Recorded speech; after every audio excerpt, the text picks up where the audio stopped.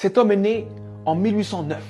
En 1816, à 7 ans, forcé à travailler parce qu'on est en train d'expulser sa famille. En 1818, il perd sa mère. En 1828, il perd sa sœur. En 1831, il lance son premier business et il fait faillite. En 1832, il se présente aux élections législatives. Il perd.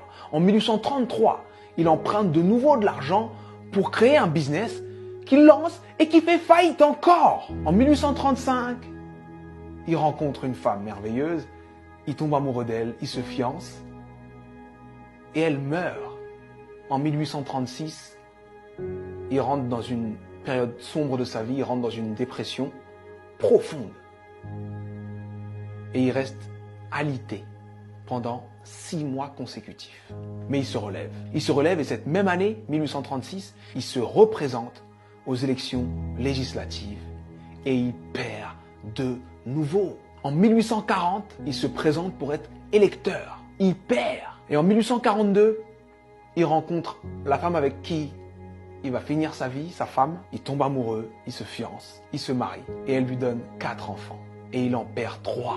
En 1843, il se présente au Congrès et il perd. En 1845, il se présente de nouveau au Congrès et il perd de nouveau. En 1850, son fils meurt.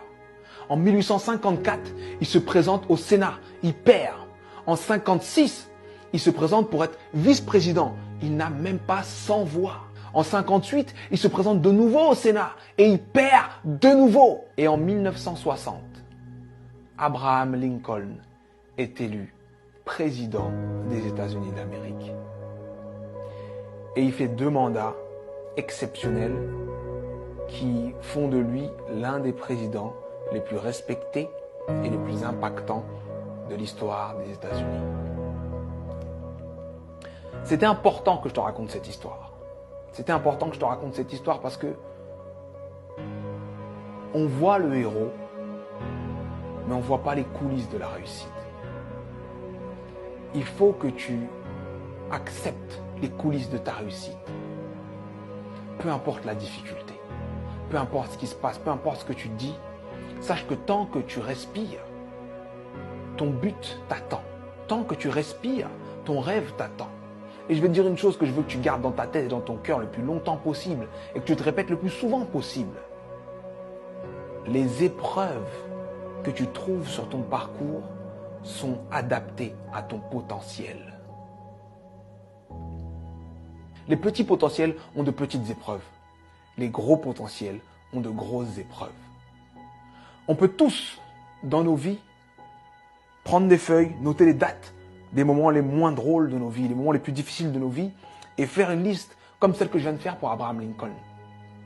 Mais sincèrement, je pense que Abraham Lincoln faisait l'inverse.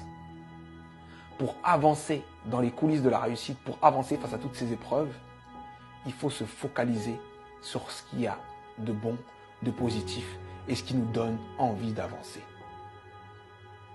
Donc, je sais que ça peut être dur d'être au cœur de la tourmente, ça peut être dur de perdre des gens, de faire face à l'échec encore et encore et encore. Mais, concentre-toi sur ce que tu es en train d'essayer d'accomplir et accomplis-le. Et je peux te garantir que parce que tu es passé par là, tu as changé l'ampleur, le sens et le goût de ta réussite.